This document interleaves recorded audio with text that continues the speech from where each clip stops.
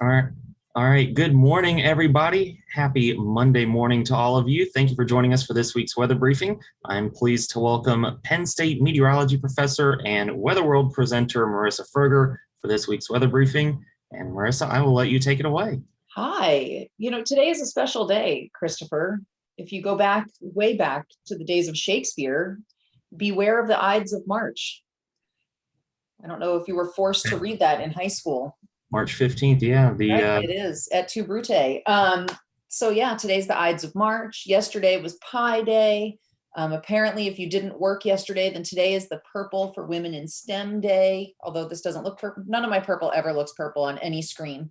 I also find it fitting the purple because this is named the Ken Reeves Memorial Weather Briefing, and Ken's favorite color was purple. And it used to be, we're actually coming up sadly on the anniversary of his death, and later this month. And every year on the anniversary, AccuWeather used to ask their employees and people like us who were friends with Ken to wear purple in his honor. So I find that fitting today. Kevin, and if you haven't heard, Ken was a huge proponent of our students, and he would show up at these weather briefings all the time when he was in town. And he died on a weekend, and that Thursday he had just gotten back to town the night before, and the first thing he did was he paid a visit to our department, and he surprised all of us and said hi, and had nice chats with him. And then tragically that weekend, he died in an awful accident. So kudos to Ken. He did a lot for the students. He would have loved you guys. You guys, I think, would have gotten a kick out of him as well. As Christopher and I were talking, he had an last minute opening for today. So this is not a presentation. This is a true discussion. So feel free to use the chat, because I don't have much here other than some websites that I grabbed this morning. And this one is just so pretty. For those of you who don't know, Kevin, you might not know this. I just love visible satellite images. Love, love, love. Just if you look in New England, you can see just the cold air and what it's doing here over the ocean. I did read this morning that there was some ocean effect precipitation over Cape Cod this morning, and that's always fun to look at. If you go into upstate New York, you can see the snowfall that is still on the ground. Even parts of, you can see northeastern Pennsylvania right there, some snow still on the ground. In New York, yeah, I found yesterday to be an interesting day. It was the deceptive sunshine. It looked so nice, and then you went outside and those winds were horrific and it was so cold.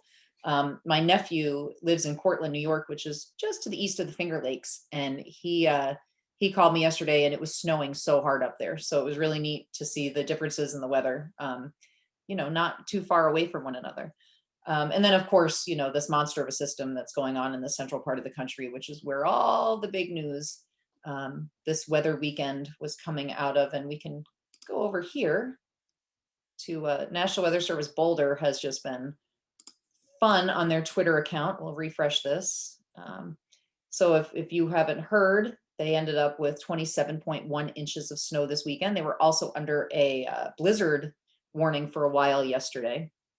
So that was pretty exciting. This is a top fourth biggest snow event for them, which is exciting. And then this other thing I saw earlier this morning, I'm sorry, I'm scrolling through this, but National Weather Service Albuquerque on Saturday tweeted this image about the dust that was coming up from Mexico and being transported into Colorado. I'm pretty sure it's this pink here.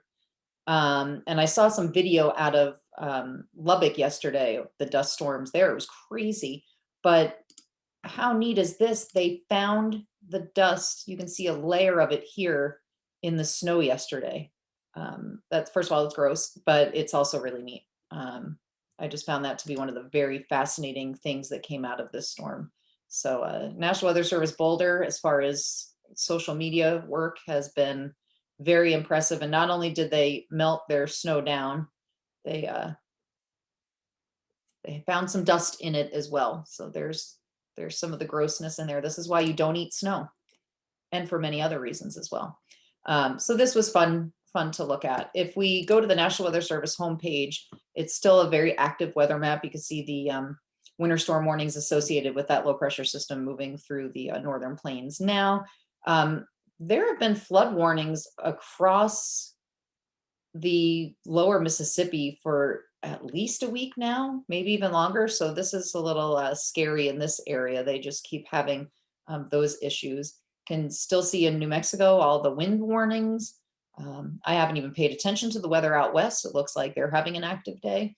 Hawaii has been having flood issues for the past week, so that looks like they're still under. I don't know if that's a flood watch. See all the colors, the National Weather Service colors, and then of course closer to home, we have these red flag warnings across eastern Pennsylvania and into Kevin's home state of New Jersey, where we can take a quick gander with the winds and the dry conditions. And the dry conditions are what I wanted to bring up here, because I think that's going to play a role in our weather tonight.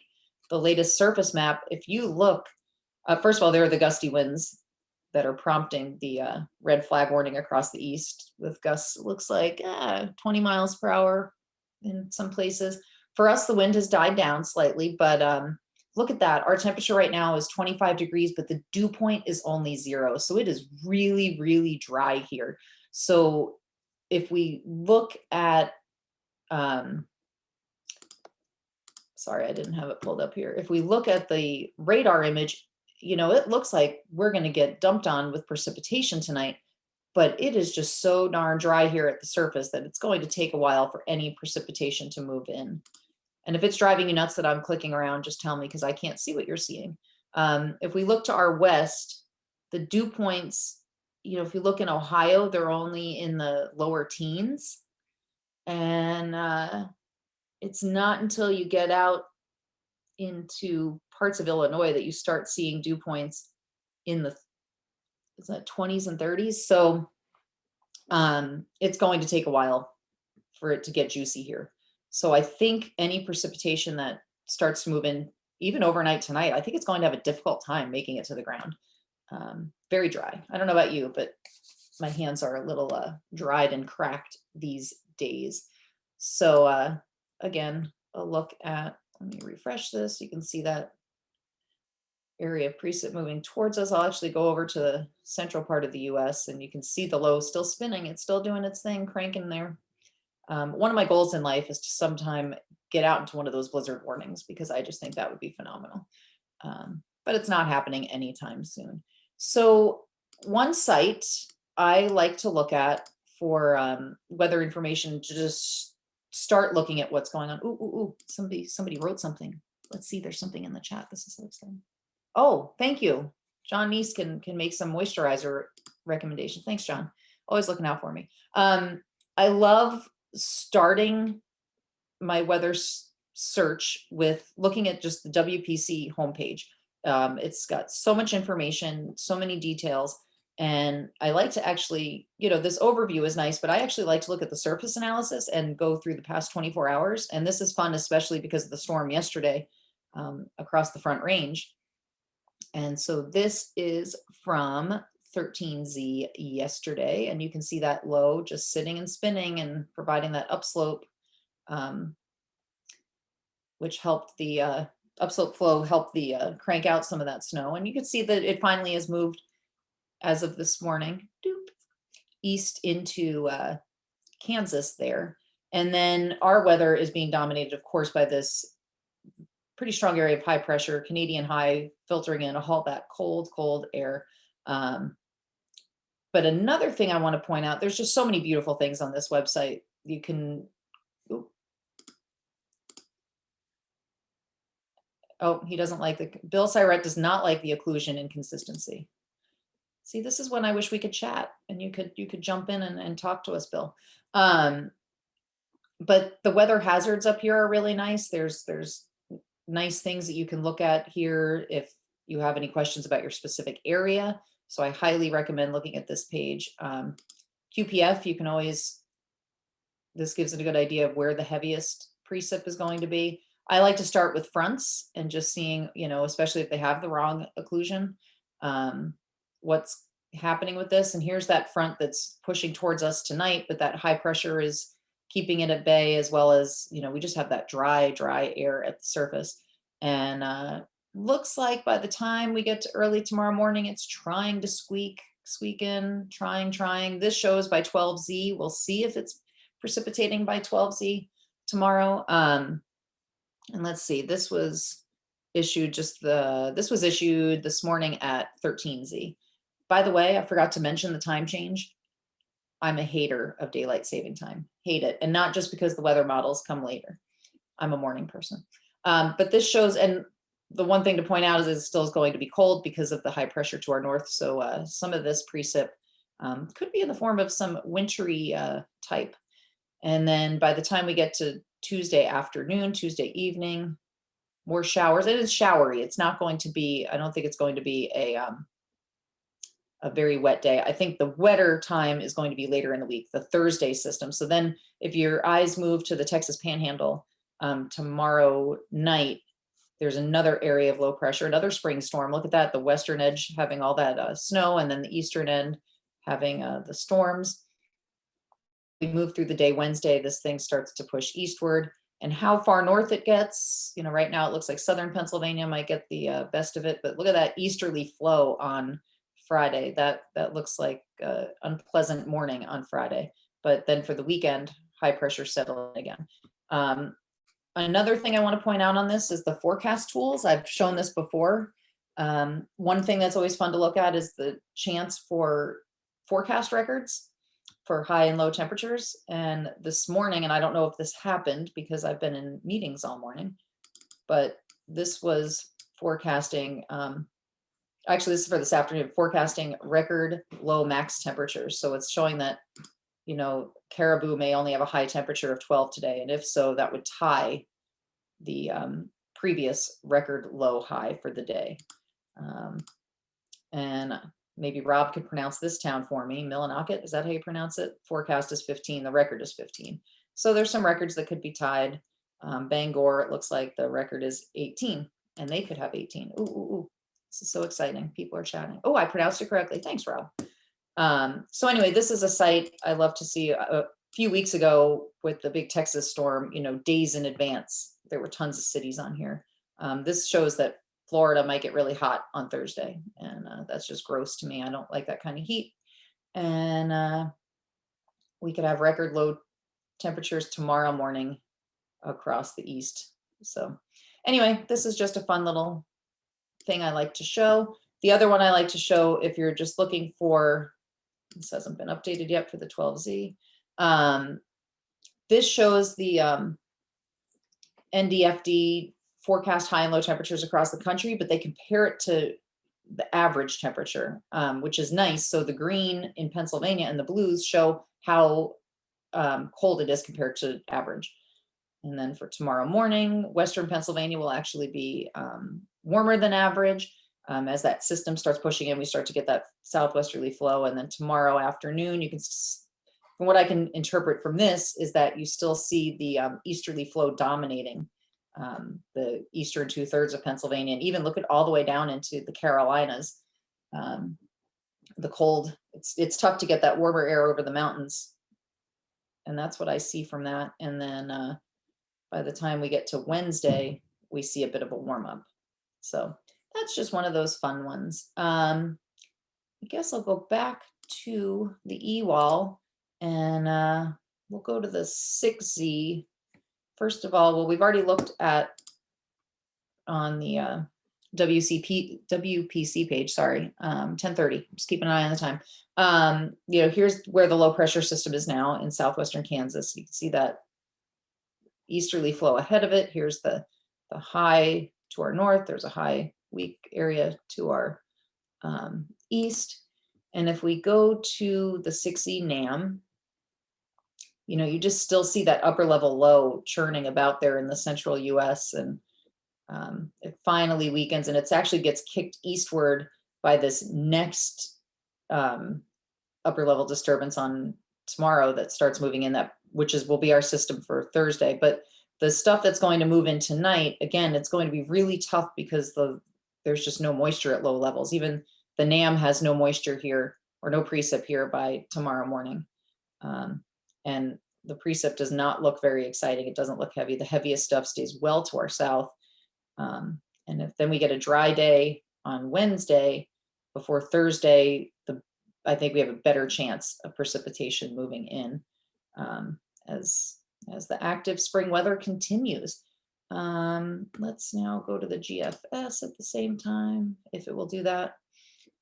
And let's see, the GFS, yeah, the GFS keeps it relatively dry in Pennsylvania as well. So it looks like just a showery day, and then we dry out before, again, the heavier stuff. Now, the question I have is, how dry will it be? And I forgot to pull up this one. We'll go to the GEFS plumes. And if I go here, this is for UNV. This is the GEFS, it's the ensemble, and this is a plume telling us this is the QPF, so how much precip is expected. And if you go to the thick black line, which I just turned red, is the mean, and they're expecting by, and this is by the 19th, which is, what is that, Friday? So by Friday morning, we could have an inch. But what I like about this is that we could divide this into time periods. So let's go with the first 48 hours. So look at this. This only has 15/100ths of an inch for the mean of this, all those different model runs by the time we get to Wednesday. So not a lot of precip to start, but what we can do is I like to look at precip type, and it actually, the beginning starts at a snow. We see some ice pellets. We see some freezing rain. Look at that. The GEFS is thinking it's going to be more on the frozen side here to start. Let's now push it out to the end of the week, because I'm curious what they think with that. By the time we get to the end of the week, it then puts it as all rain, because it gets much warmer here. So the GEFS is going for not pleasant. If we go with freezing rain, that's never good, even if it's just light. What else shall we show? Wait, there's another comment here that I did not see. Sorry, I have to click on some snow. Bill Syrett said snow question mark.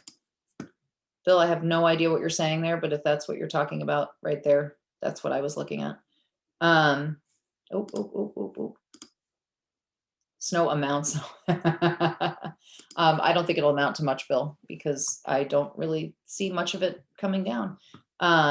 But we can show you that. Let's squeak it back to the 48 hours. And here's, look, it even gives you the forecast for snow. Trying to get to the mean. Show me the mean. Show me the mean. It's not wanting to show me. There we go. It looks like a 1/4 of an inch. And that is for total accumulated snowfall using the 10:1 ratio. Although look at this, there's one outlier that gives us 1.8 inches. 1.8. Click on snow. Friday at end as cold air comes in. Oh my goodness. I miss being in the weather station when we can all just yell at each other.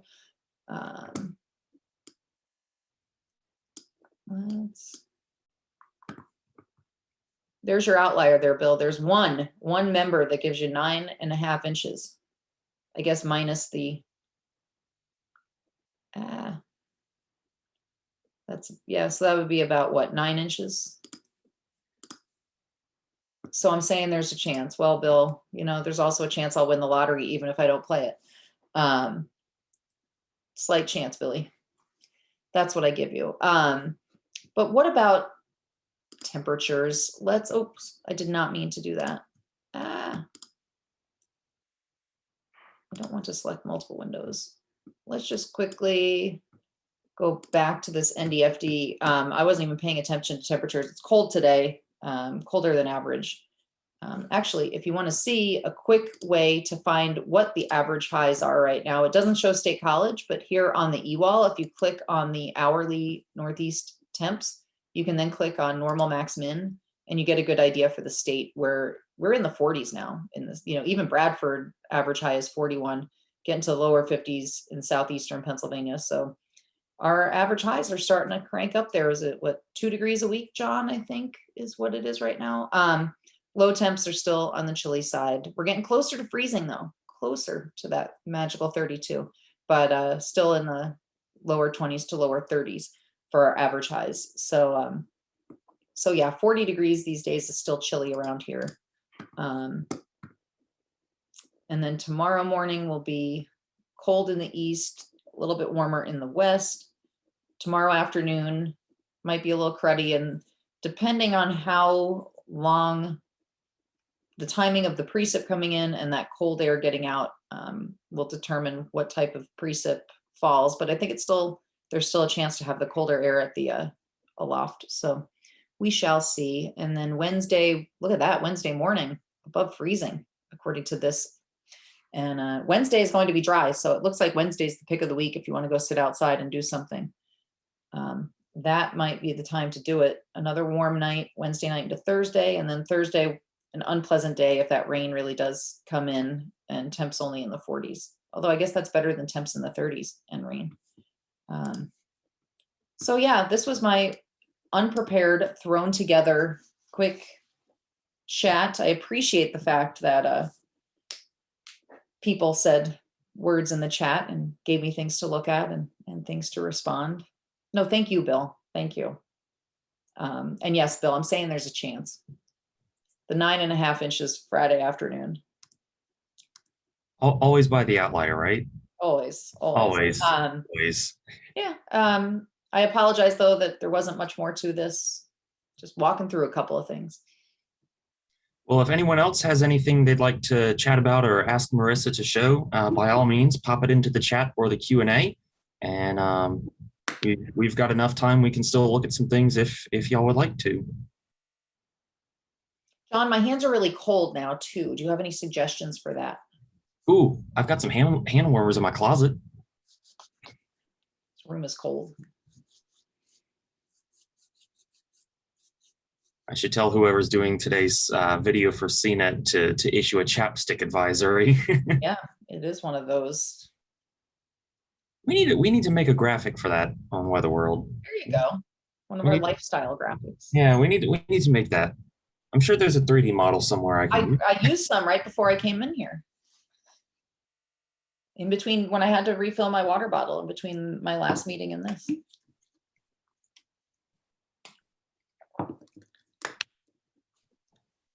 I'm not seeing anything, Christopher. They're done with me. Make sure there's nothing in the Q&A. Oh, thoughts on the name red flag warning to describe potential fire weather. Oh, well, Kevin, that's just opening a whole can of worms right there. Does your average person know what that means? Absolutely not. Absolutely not. Maybe more so, I think, out west where they're used to having those more often. But when it comes to certain terminologies and colors, I think, and kudos to the National Weather Service because they are making changes to a lot of things. I don't know if that's one of them. But yeah, I think the way we name things could change. I don't know if you're aware, Kevin, in England, the UK Met Office, they just do a 3-tiered system like a traffic light, a green, a yellow, and a red for anything. And then they give the color and then they just describe why it is. Now that's a much smaller geographic area, so it's easier to do that sort of thing. But I think there's something to be said for the simplicity of that system. What is our system? We have 120 something colors. I think it's 100. Actually, wait, I know the URL to look it up. That would have actually been helpful knowing all those colors. The other night, the grad students had a game of categories and color was one of the things. Yeah, it's 129 different alerts. Some of them, like air quality alert and air stagnation advisory, they use the exact same shade of gray. Oh. So it's 129 alerts, but slightly fewer colors. Yeah, and Kevin wrote they get rid of winter weather advisory because it's vague, but not this warning. They're working on it though, Kevin. I mean, hey, at least they're paying attention to what they call their users' needs are. I give them credit for that. I think the UK Met Office also has amber advisories for certain variables. Okay. Because I remember I got to go to the British Isles 2, 3 years ago. And the day we got to visit Edinburgh, there were scattered snow showers all day. The temperature was hovering just above freezing. But it was a really odd snow for them because it was in, what was that, the second week of April? Into the Oh, first week of April. It was a pretty late snow for them. And I remember there being advisories posted along all the roads. oh, interesting. There was a lot of slush on the ground. That's really fun when you spend a lot of money to go on vacation overseas. It was also the latest snow that I had ever seen. So what did Kevin say?